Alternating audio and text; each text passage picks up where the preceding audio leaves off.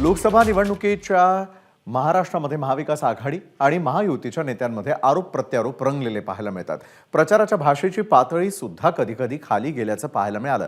पण यात राज्याचे उपमुख्यमंत्री अजित पवार यांची भाषा मात्र अधिक खटकणारी होती. जमेल तेव्हा आणि जमेल तिथे प्रतिस्पर्धी उमेदवाराला धमकी देण्याचा सपाटाच त्यांनी लावलेला आहे. पाहुयात अजितदादांचा संताप का झाला यावरचा हा स्पेशल रिपोर्ट. अरे पट्ट्या, तू आमदारच कसा होतो ते बघतो. मंत्री होतो काय? याला अजित पवारने एकदा मनावर घेतलं तर मी म्हणणाऱ्यांना मी आमदार होऊन दिलं नाही. बिबट्याच्या समोर कोल्याला सोडू. तू कुठं बजरंगाची समाजाला स्वतःला समजायला लागला. मी आज तुला सांगतो की निवडूनच आणून दाखव. ती विजय शिवतरी तर काय पोपटासारखा मिठू मिठू मिठू बोलायला लागला. तुला यंदा दाखवतो तू कसा आमदार होतो ते बघतो. अजितदादा म्हणजे एक घाव दोन तुकडे. दादा कधी काय बोलतील आणि कधी काय करतील याचा नेम नाही. लोकसभा निवडणुकीच्या प्रचाराच्या रणधुमाळीत दादांचा वेगळा रागरंग दिसून आला. आपल्या उमेदवारांसाठी घेत असलेल्या प्रचार सभेत दादांच्या तोंडी प्रतिस्पर्धी उमेदवाराबद्दल चक्क धमकीची भाषा दिसायला लागली आहे. शनिवारी प्रचाराच्या शेवटच्या दिवशी अजितदादांनी शरद पवार गटाचे उमेदवार अमोल कोल्हे आणि बजरंग सोनवणे यांच्याबद्दल काय म्हटलं ते ऐका. तुम्ही पण सगळ्यांनी आपापली काळजी घ्या. आपल्याकडे एक कुत्रं राहिलं नाही त्या बिबट्यामुळं. कुत्री आता संपल्यामुळं बिबट्या दुसऱ्यावरून आपल्या वासरांवर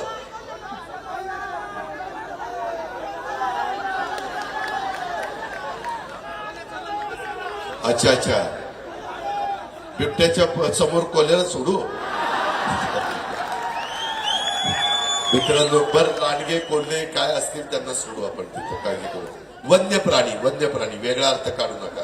आमच्या पंकजाताईच्या विरोधामध्ये ती बजरंगा उभा आहे.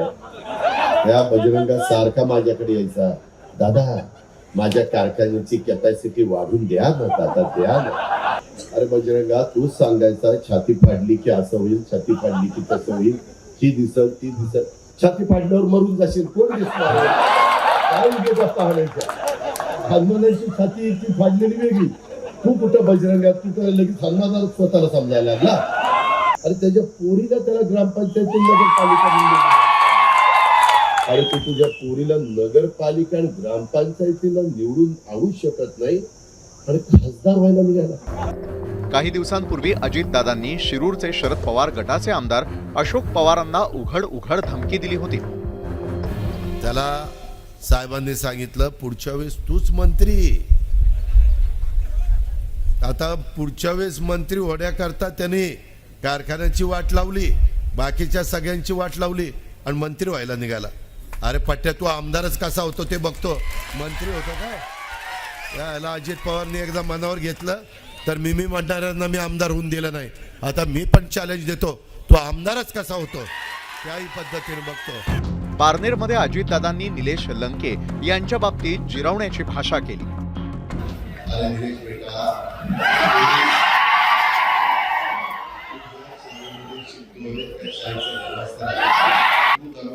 माझ्या कार्यकर्त्यांना त्रास दिला आणि तुझ्या मागे लागलो.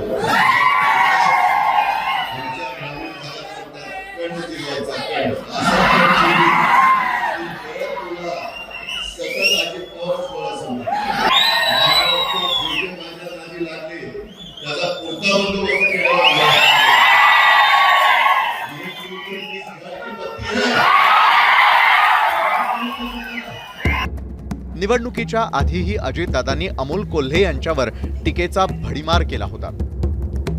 महाराष्ट्रातल्या अनेक आमच्या नागरिकांना, ग्रामस्थांना, महिलांना त्याच्या सिरियल लागायचे त्यावेळेस खिळून ठेवण्याचं काम केलं. हे त्यांचे प्लस पॉईंट आहेतच, पण ते प्लस पॉईंट आहे. तू काळजीच करू नको. तिथं दिलेला उमेदवार मी आज तुला सांगतो की निवडूनच आणून दाखव. 2019 मध्ये अजितदादांनी विजय शिवतारेंना आमदार कसे होता हे बघतोच अशी धमकी दिली होती. ती विजय शिवतरी तर काय पोपटासारखा मिठू मिठू मिठू बोलायला लागला. अरे विजय शिवतरे, तुझं बोलणं किती, तुझा आवाका किती, तू बोलतोय कुणाबरोबर, तुला यंदा दाखवतो तू कसा आमदार होतो ते बघतो. अख्ख्या महाराष्ट्राला माहितीये, मी जर एखाद्याला ठरवलं आमदार नाही करायचं तर कुणाच्या बापाला ऐकत नाही. आम्ही म्हणतोय बाबा जाऊ द्या, गप बसा. दादांचा हा तापट स्वभाव यंदाच्या निवडणुकीत वारंवार दिसून येतोय.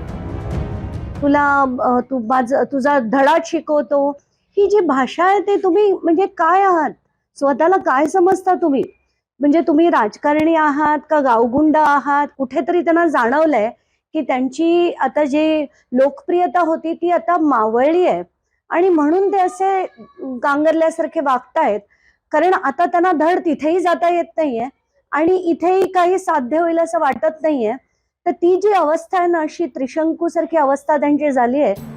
धरणाचं वक्तव्य भोवल्यानंतर दादा बोलताना काळजी घ्यायला लागले होते, पण या निवडणुकीत त्यांचा संयम संपत चालल्याचं त्यांच्या भाषेवरून दिसून येत आहे.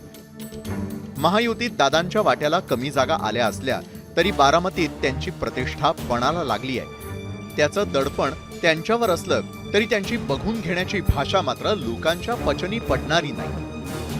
ब्युरो रिपोर्ट, एबीपी माझा. एबीपी माझा, उघडा डोळे बघा नीट.